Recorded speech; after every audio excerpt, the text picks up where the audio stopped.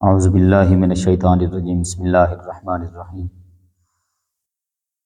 الحمد للہ رب العالمین الرحمن الرحیم مالک یوم الدین ایاک نعبد و ایاک نستعین اہدنا الصراط المستقیم صراط الذین انعمت علیہم غیر المغضوب علیہم ولا الضالین آمین۔ ناظرین کرام، آج ہم اللہ تعالیٰ کے فضل عظیم سے باقاعدہ طور پر ایک سلسلہ شروع کرنے کے لیے جا رہے ہیں، اور وہ سلسلہ ہے ترجمۃ القرآن اور قرآن پاک کی تفسیر مختصر اور جامع انداز میں ناظرین تک پہنچائی جائے۔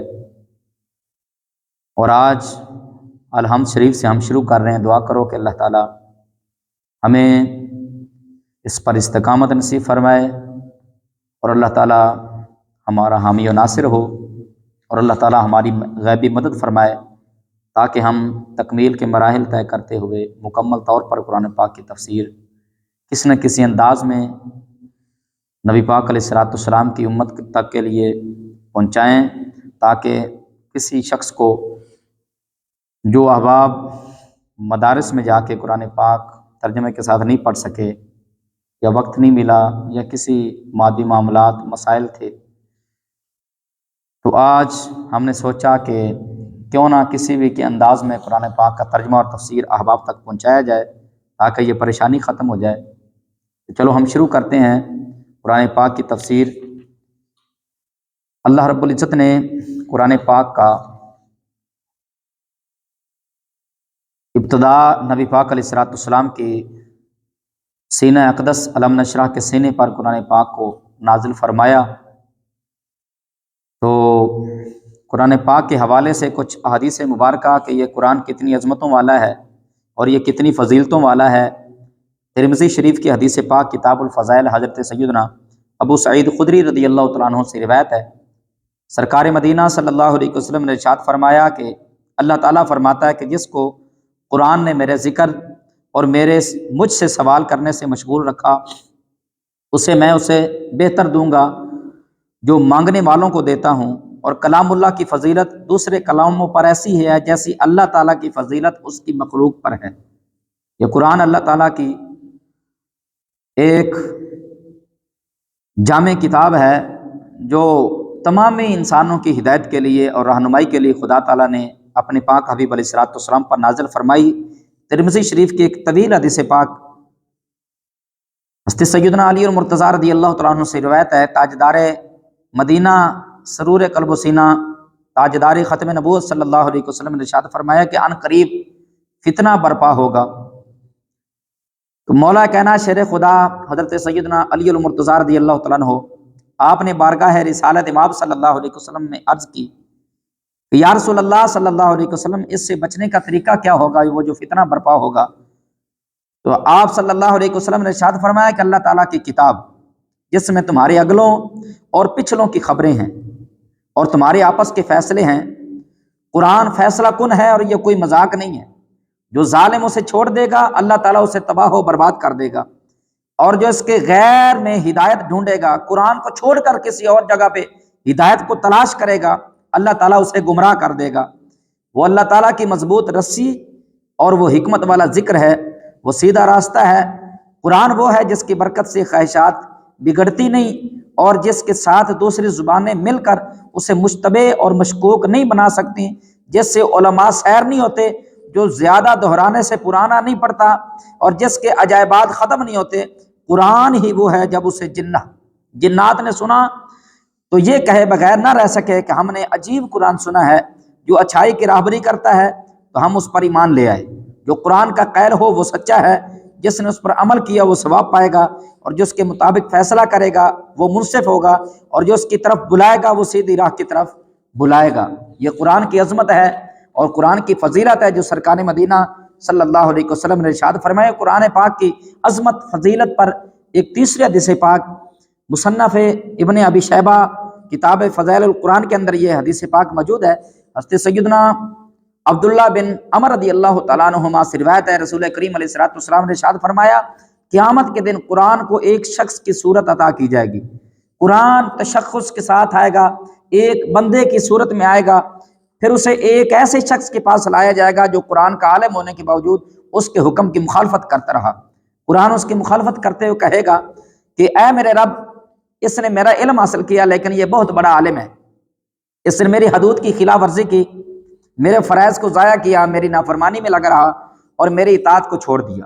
تو قرآن اس پر دلائل کے ساتھ الزامات لگاتا رہے گا، یہاں تک کہ کہا جائے گا کہ اس کے بارے میں تیرا معاملہ تیرے سپرد ہے۔ قرآن اس کا ہاتھ پکڑ کر لے جائے گا یہاں تک کہ اسے جہنم میں ایک چٹان پر اوندے منہ گرا دے گا۔ قرآن کا عالم تھا، قرآن کو سمجھنے والا تھا، لیکن اس نے قرآن کے ساتھ انصاف نہیں کیا۔ کیا مطلب؟ قرآن پڑھنے کے بعد بھی اس نے قرآن پر عمل نہیں کیا۔ قرآن کا عالم تو تھا لیکن قرآن کا عامل نہیں تھا۔ عامل نہ ہونے کی وجہ سے رب قرآن کو اختیار عطا فرمائے گا، جیسے اس نے تیرے ساتھ سلوک کیا تجھے اختیار ہے، جو مرضی اس کے ساتھ کر سکتا ہے۔ تو قرآن کرے گا کیا؟ اس کا ہاتھ پکڑ کر اس کے جہنم کے اندر جا کے گرا دے گا، اوندے منہ گرا دے گا جہنم کی چٹان پر۔ پھر قرآن کو ایک ایسے بندے کے پاس لایا جائے گا جو قرآن کا عالم تھا اور قرآن کے حکم کو ماننے والا تھا، قرآن سے محبت کرنے والا تھا، قرآن کی ہر بات کو سمجھنے والا تھا اور قرآن کی ہر بات کا عمل کرنے والا تھا، عالم بھی تھا، ساتھ قرآن پر عامل بھی تھا۔ تو پھر ہوا کیا؟ ہوا یہ کہ قرآن اس کے بارے میں کہے گا اے میرے مولا، اے میرے رب، اے میرے مالک کائنات، اس نے میرا علم حاصل کیا اور یہ بہترین عالم ہے۔ یار اسے قرآن بہترین عالم کہے، وہ کتنی عظمت والا ہوگا، وہ کتنی شان اور فضیلت والا ہوگا۔ اس نے میری اللہ کی پاک بارگاہ میں قرآن عرض کرے گا یا اللہ، اس نے میری حدود کی حفاظت کی، جو تو نے میرے اندر اپنی حدیں بیان کی پوری پوری حدوں پر قائم رہا، اس نے حد کراس نہیں کی اور نہ ہی اس نے کسی طرح کی میری خلاف ورزی کی ہے، میری حدوں کو قائم کرنے والا تھا، میرے فرائض پر اس نے عمل کیا، میری نافرمانی سے بچتا رہا اور میری اطاعت کرتا رہا۔ قرآن دلائل کے ساتھ اس کی حمایت کرتا رہے گا، حمایت کرے بھی کیوں نہ، جس بندے نے کہا ایک ایک لمحہ، ایک ایک پل قرآن کی محبت میں گزرا، قرآن کی خدمت میں گزرا، کل محشر کے دہاڑے قرآن اس کی شفاعت کے لیے کھڑا ہوا ہوگا۔ تو قرآن دلائل کے ساتھ اس کی حمایت کرتا رہے گا، اس کی حفاظت کرتا رہے گا۔ تو ہوگا کیا؟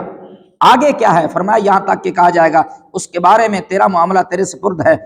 اللہ فرمائے گا کہ یہ تجھ سے پیار کرتا رہا، اس نے جو تجھ سے سلوک کیا دنیا میں، آج تجھے حکم ہے تو جو مرضی اس کے ساتھ کر سکتا ہے۔ قرآن کرے گا کیا؟ جب اللہ تعالیٰ سارا بندے کا معاملہ قرآن کے سپرد کر دے گا تو قرآن اس کا ہاتھ پکڑ کر لے جائے گا اور اسے موٹے ریشم کا حلہ پہنائے گا، جنتی لباس پہنایا جائے گا، بڑا خوبصورت ہوگا۔ اس کے سر پر بادشاہی کا تاج سجایا جائے گا، اس کے سر پر بادشاہی کا تاج سجایا جائے گا اور پھر اسے جنتی شراب کے جام پلائے جائیں گے۔ اور اللہ تعالیٰ اپنے حکم کے ساتھ جب قرآن کو سپرد کر دے گا، قرآن کو کہے گا کہ جا یہ معاملہ تیرے سپرد ہے، تو قرآن کہیں اور لے کر نہیں جائے گا، پکا عالم اور پکا قرآن پر عامل رب کا قرآن اسے ہاتھ پکڑ کر جنت کے اندر لے کر چلا جائے گا۔ یہ قرآن کی عظمت ہے، یہ قرآن کی فضیلت ہے۔ اللہ تعالیٰ نے اس قرآن کو بندوں کی ہدایت کے لیے نازل فرمایا، اور قرآن پاک ہر کتاب یہ چاہتی ہے کہ میرا ادب کیا جائے، اور اسلام تو ہے ہی سارا ادب کا نام۔ قرآن مجید کی کتابت نہایت خوش خط اور واضح حرفوں میں کی جائے۔ لکھنے والوں سے گزارش ہے کہ وہ کاغذ بھی اچھا لگائیں اور روشنائی بھی اچھی ہو کہ دیکھنے والے کو بھلا معلوم ہے یہ خدا کا قرآن ہے، اور جی کرتا رہے اس کو تکتا رہوں اور اس کو دیکھتا رہوں۔ اس قرآن کو اچھے انداز میں چھاپنا چاہیے، اور فی زمانہ قرآن مجید کے تراجم بھی چھاپنے کا رواج ہے۔ اگر ترجمہ صحیح ہو تو قرآن مجید کے ساتھ چھاپنے میں حرج نہیں، اس لیے کہ اس آیت کا ترجمہ جاننے میں سہولت ہوتی، مگر تنہا ترجمہ یہ تباہ نہ کیا جائے، یہ نہ چھاپا جائے، بلکہ قرآن پاک کی آیت کے تحت ترجمہ کیا جائے تو سمجھنے والے کو بھی سمجھ آ جائے گی میرا خدا میرے بارے کیا کہہ رہا ہے، مجھے کیا حکم دے رہا ہے۔ یہ قرآن پاک، یہ تو قرآن کی عظمت تھی۔ اب قرآن جو پڑھنے والے ہیں یا پڑھانے والے ہیں ان کا مقام کیا ہے؟ اللہ تعالیٰ کا قرآن فرماتا ہے ان الذین یتلون کتاب اللہ واقاموا الصلاۃ وانفقوا مما رزقناہم سرا وعلانیۃ یرجون تجارۃ لن تبور۔ اللہ فرماتا بے شک وہ لوگ جو اللہ کی کتاب کی تلاوت کرتے ہیں اور نماز قائم رکھتے ہیں اور ہمارے دیے ہوئے رزق میں سے پوشیدہ اور اعلانیہ کچھ ہماری راہ میں خرچ کرتے ہیں، انفقوا مما رزقناہم، وہ خرچ کرتے ہیں اس سے جو ہم نے انہیں عطا فرمایا، سرًا و علانیہ، چھپا کر بھی اعلانیہ طور پر بھی، لیکن نیت دونوں انداز میں اللہ کی رضا کی ہونی چاہیے۔ ایک شخص ہے نا کہ جو چھپا کر نیکی کر رہا ہے، وہ تو اس کا گواہ اللہ تعالیٰ ہے، اور کائنات میں اس سے بہتر اور معتبر نیکی کون سی ہے؟ جس نیکی کا گواہ رب کی ذات کے سوا کوئی اور نہیں ہوتا۔ کائنات میں اس جیسی معتبر نیکی کوئی نہیں جس نیکی کا گواہ فقط اللہ تعالیٰ کی ذات ہوتی ہے۔ اور دوسری نیکی وہ جو اعلانیہ طور پر کی جائے، وہاں پہ مقصد لوگوں کو ترغیب دینا ہو کہ مجھے دیکھ کر لوگ اور اس نیکی کے راستے پر چل پڑیں گے، تو یہ اعلانیہ طور پر بھی نیکی کا کوئی، یہ ریاکاری کے اندر شمار نہیں ہوگا، بلکہ اللہ تعالیٰ اس اعلانیہ نیکی کا بھی بندے کو اجر اور صلہ عطا فرما دیتا ہے، بندے کو اجر اور صلہ عطا فرما دیتا ہے۔ فرمایا یرجون تجارت لن تبور، اور ایسی تجارت کے امیدوار ہیں جو کبھی ہرگز تباہ نہیں ہوگی۔ فرمایا لیوفیہم اجورہم ویزیدہم من فضلہ، تاکہ اللہ تعالیٰ انہیں ان کے ثواب پورے طریقے سے عطا فرمائے، بھرپور طریقے سے ان کو ان کا اجر عطا فرمائے، اپنے فضل سے اور زیادہ عطا فرمائے۔ انہ غفور شکور، بے شک اللہ تعالیٰ بخشنے والا اور قدر فرمانے والا ہے، ہر چیز کا قدردان ہے۔ یہ تو قرآن کے اندر قرآن پڑھنے والوں کی فضیلت اور عظمت بیان ہوئی۔ اور سنو، اللہ تعالیٰ کے پیارے حبیب علیہ السلام نے قرآن پڑھنے اور پڑھانے والوں کے بارے میں کیا انعامات ارشاد فرمائے۔ سیدنا عثمان غنی رضی اللہ تعالیٰ عنہ سے روایت ہے، بخاری شریف کی حدیث پاک، نبی رحمت صلی اللہ علیہ وسلم نے ارشاد فرمایا خیرکم من تعلم القرآن وعلمہ، تم میں سے سب سے بہترین وہ شخص ہے جو قرآن سیکھتا ہے اور آگے دوسروں کو سکھاتا ہے، جو قرآن سے خود بھی محبت کرنے والا ہے، دوسروں کے دلوں کے اندر بھی قرآن کی چاشنی ڈالنے والا ہے۔ اور مسلم شریف کی حدیث پاک کتاب صلاۃ المسافر، حضرت سیدنا ابو امامہ رضی اللہ تعالیٰ عنہ سے روایت ہے، نبی رحمت صلی اللہ علیہ وسلم نے ارشاد فرمایا کہ قرآن پڑھو، کیونکہ وہ قیامت کے دن اپنے اصحاب کے لیے شفیع بن کر آئے گا۔ اس سے ثابت ہوا کل محشر کے دیہاڑے قرآن اپنے پڑھنے والوں کی شفاعت کرے گا، قرآن اپنے پڑھنے والوں سے محبت کرے گا، قرآن ہاتھ پکڑ کے اس بندے کو جنت میں لے جائے گا۔ حضرت سیدنا عبیدہ ملیکی رضی اللہ تعالیٰ عنہ سے روایت ہے، اللہ کے پیارے حبیب صلی اللہ علیہ وسلم نے ارشاد فرمایا شعب الایمان کی حدیث پاک، فرمایا اے قرآن والو، قرآن کو تکیہ نہ بناؤ، یعنی سستی اور غفلت نہ برتو، اور رات اور دن میں اس کی تلاوت کرو جیسا کہ تلاوت کرنے کا حق ہے، اور اس کو پھیلاؤ اور تغنی کرو، یعنی اچھی آواز سے قرآن کو پڑھو، یا اس کا معاوضہ نہ لو، اور جو کچھ اس میں ہے اس پر غور کرو تاکہ تمہیں فلاح حاصل ہو۔ اس کی ثواب میں جلدی نہ کرو کیونکہ اس کا ثواب بہت بڑا ہے، اللہ تعالیٰ ضرور عطا فرماتا ہے۔ یہ قرآن کے پڑھنے والوں کی عظمت ہے اور خود قرآن کی عظمت ہے۔ حضرت سیدنا ایفا بن عبد الکلامی رضی اللہ تعالیٰ عنہ فرماتے ہیں، دارمی شریف کی حدیث پاک، فرمایا کسی نے نبی پاک علیہ السلام سے پوچھا یا رسول اللہ صلی اللہ علیہ وسلم، قرآن میں سب سے بڑی سورت کون سی ہے؟ نبی پاک علیہ السلام نے فرمایا قل هو اللہ احد۔ اس نے عرض کی قرآن میں سب سے بڑی آیت کون سی ہے؟ فرمایا آیت الکرسی، اللہ لا الہ الا هو الحی القیوم لا تأخذه سنة ولا نوم له ما في السماوات وما في الارض من ذا الذي يشفع عنده الا باذنه يعلم ما بين ايديهم وما خلفهم ولا يحيطون بشيء من علمه الا بما شاء وسع كرسيه السماوات والارض ولا يؤوده حفظهما وهو العلی العظیم۔ فرمایا قرآن کی سب سے بڑی سے کیا مراد؟ عظمت کے لحاظ سے، فضیلت کے لحاظ سے، یہاں پہ الفاظ کی تعداد کی بات نہیں ہو رہی، وجہ یہ ہے کہ قرآن کی سورہ اخلاص بڑی نبی پاک علیہ السلام نے کیوں ارشاد فرمائی؟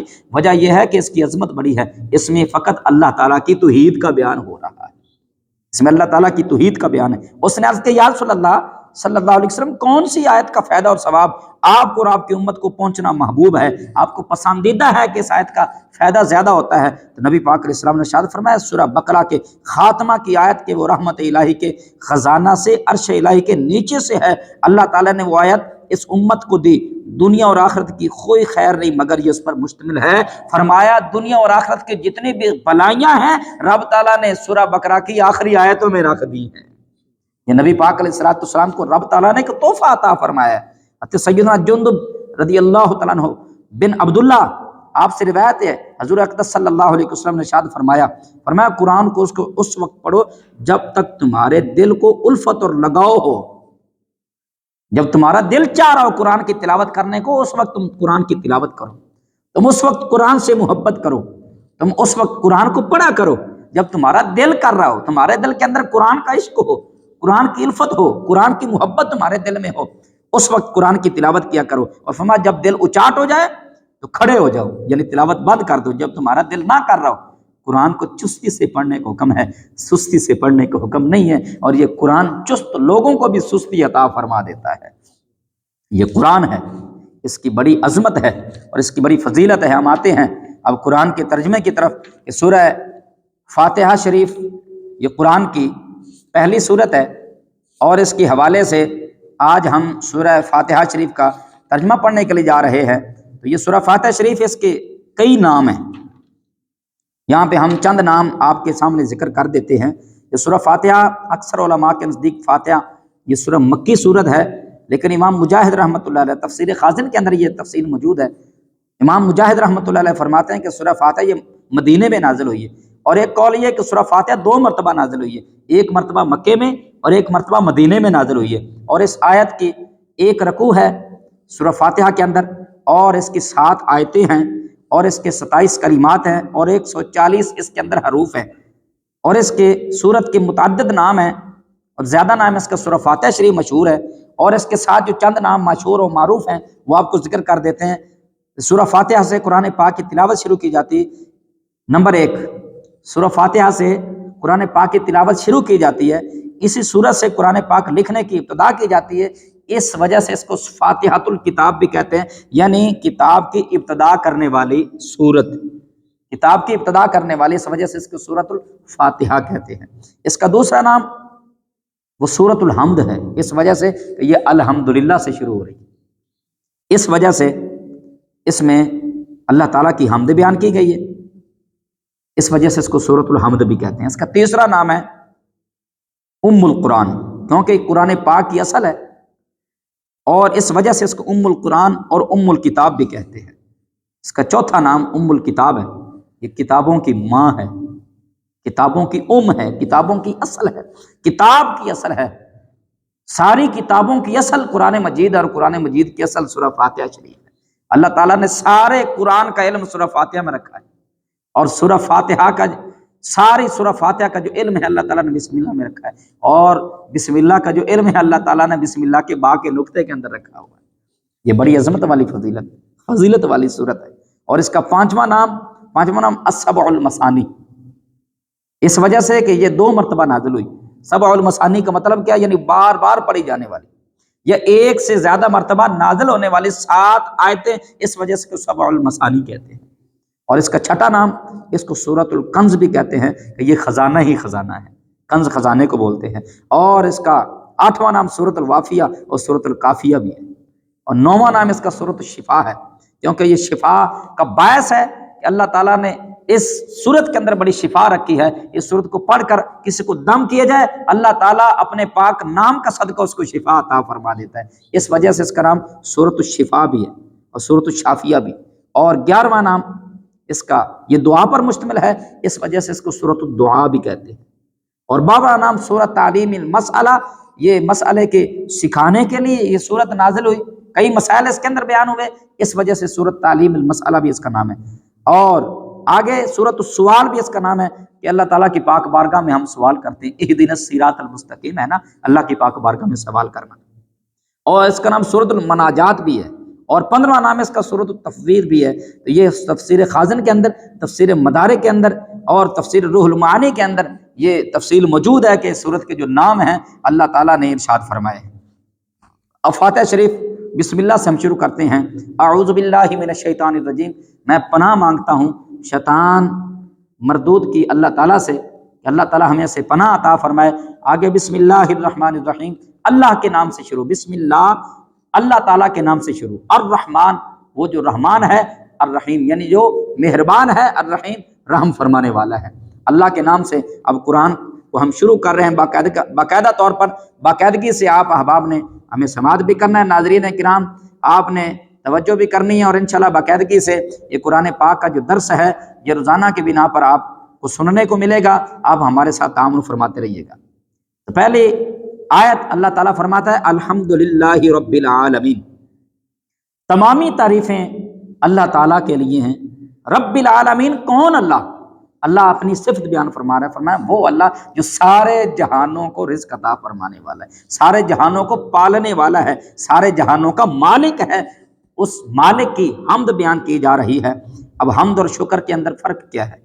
حمد کا معنی کسی کی اختیاری خوبیوں کی بنا پر اس کی تعریف کرنا، اور شکر کی تعریف یہ ہے کہ کسی کے احسان کے مقابلے میں زبان، دل یا اعضاء سے اس کی تعظیم کرنا۔ اور ہم چونکہ اللہ تعالیٰ کی حمد عام طور پر اس کے احسانات پیش کرتے ہیں، اس لیے ہماری یہ حمد شکر بھی ہوتی ہے اور اللہ تعالیٰ کی حمد بھی ہوتی ہے۔ العالمین کے اندر سارے جہان آ گئے، فرمایا سارے جہانوں کو جو پالنے والا ہے نا، اس رب کی تعریف ہے، اس رب کو سب خوبیاں ہیں، ساری تعریفیں اسی کے لائق ہیں، ساری خوبیاں اسی کو لائق ہیں، اس اللہ کو لائق ہیں جو سارے جہانوں کا پالنے والا ہے، سارے جہانوں کا پالنے والا ہے۔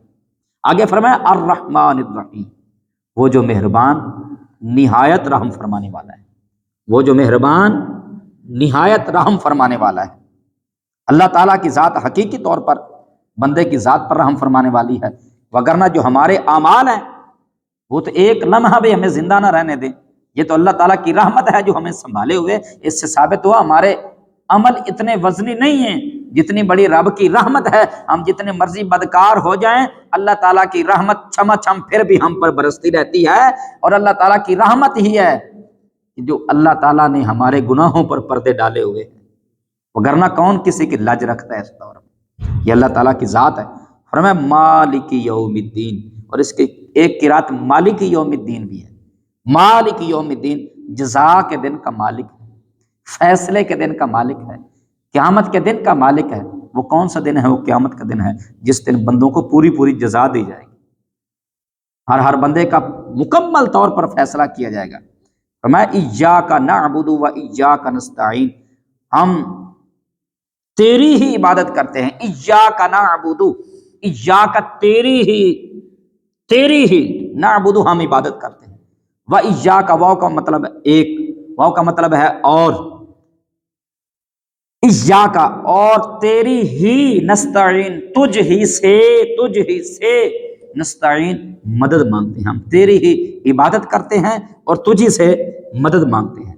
اس سے پہلی آیت میں بیان ہوا کہ ہر طرح کے حمد و ثنا کا حقیقی مستحق اللہ تعالیٰ کی ذات ہے جو کہ سب جہانوں کا پالنے والا ہے، بہت مہربان رحم فرمانے والا ہے۔ اور اس آیت سے بندوں کو سکھایا جا رہا ہے اللہ کی بارگاہ میں اپنی بندگی کا اظہار یوں کرو کہ اے اللہ ہم صرف تیری ہی عبادت کرتے ہیں، کیونکہ عبادت کا حقدار تو صرف تو ہے نا، تیرے علاوہ تو کوئی اس کا حقدار ہی نہیں ہے، لائق ہی نہیں ہے کہ اس کی عبادت کی جا سکے، اور حقیقی مدد کرنے والا بھی میرے مولا تو ہی ہے، تیری اجازت و مرضی کے بغیر کوئی کسی کی مدد نہیں کر سکتا، نہ کوئی ظاہری طور پر، نہ باطنی طور پر، نہ جسمانی طور پر، نہ روحانی طور پر، چھوٹی بڑی کوئی بھی مدد جو بھی کی جاتی ہے اللہ تعالیٰ کے حکم کے مطابق کی جاتی ہے۔ اللہ تعالیٰ مدد فرمانے والا ہے۔ اور آگے اللہ تعالیٰ نے ارشاد فرمایا اہدنا الصراط المستقیم، تو ہمیں سیدھے رستے پر چلا۔ اہدی سیدھا رستہ دکھا نہیں، سیدھے رستے پر چلا۔ اہدی تو چلا، نہ ہمیں، اہدنا تو ہمیں چلا، صراط المستقیم، صراط کہتے ہیں رستے کو، مستقیم سیدھا، فرمایا میرے مولا ہمیں سیدھے رستے پر چلا۔ اب سیدھا رستہ کون سا ہے؟ صراط مستقیم سے مراد کیا ہے؟ عقائد کا سیدھا رستہ ہے جس پر تمام انبیاء کرام علیہم السلام چلے، یا اس سے مراد اسلام کا سیدھا راستہ ہے جس پر صحابہ کرام علیہم رضوان، بزرگان دین اور اولیاء اعظام رحمہم اللہ تعالی علیہم اجمعین چلے، جیسا کہ اگلی آیت میں موجود بھی ہے۔ اور یہ راستہ اہل سنت کا ہے، آج تک اولیاء کرام صرف اسی مسلک اہل سنت میں گزرے، اور اللہ تعالیٰ نے انہی کے راستے پر چلنے اور انہی کے راستے ساتھ ہونے کو حکم فرمایا یا ایھا الذین آمنوا اتقوا اللہ وکونوا مع الصادقین، ایمان والے تم اللہ تعالیٰ سے ڈرو اور سچوں کے ساتھ ہو جاؤ۔ سیدنا انس رضی اللہ تعالیٰ عنہ سے روایت ہے، ابن ماجہ شریف کی حدیث پاک، سرکار دو عالم صلی اللہ علیہ وسلم نے ارشاد فرمایا بے شک میری امت کبھی گمراہی پر جمع نہیں ہوگی، اور جب تم لوگوں میں اختلاف دیکھو تو تم پر لازم ہے کہ سواد اعظم یعنی مسلمانوں کے بڑوں گروہ کے ساتھ ہو جاؤ، مسلمانوں کے بڑے گروہ کے ساتھ ہو جاؤ جہاں پہ مسلمان بہت زیادہ ہیں۔ ترمذی شریف کی ایک اور حدیث پاک، سیدنا عبداللہ بن عمر رضی اللہ تعالیٰ عنہما سے روایت ہے، نبی رحمت صلی اللہ علیہ وسلم نے ارشاد فرمایا بنی اسرائیل 72 فرقوں میں تقسیم ہو گئے تھے، اور میری امت 73 فرقوں میں تقسیم ہو جائے گی۔ ان میں سے ایک کے علاوہ سارے جہنمی ہوں گے، ایک کے علاوہ سارے جہنمی ہوں گے۔ صحابہ کرام علیہم رضوان نے عرض کی یا رسول اللہ صلی اللہ علیہ وسلم، نجات پانے والا فرقہ کون سا ہے؟ وہ کون سا فرقہ جو ناجی ہے، جو جنت کا صحیح حقدار ہے؟ نبی رحمت صلی اللہ علیہ وسلم نے فرمایا کہ وہ اس طریقے پر ہوگا جس پر میں ہوں اور میرے صحابہ ہیں، میرے اور میرے صحابہ کے طریقے پر چلنے والا وہ گروہ ہوگا جو صراط مستقیم پر چلنے والا ہوگا، اور جس کی دعا رب تعالیٰ نے ہمیں ارشاد فرمائی اہدنا الصراط المستقیم، تم نے ہمیشہ یہی دعا کرتے رہنا کہ یا اللہ ہمیں سیدھے راستے پر چلا، ہمیں سیدھے راستے پر چلا۔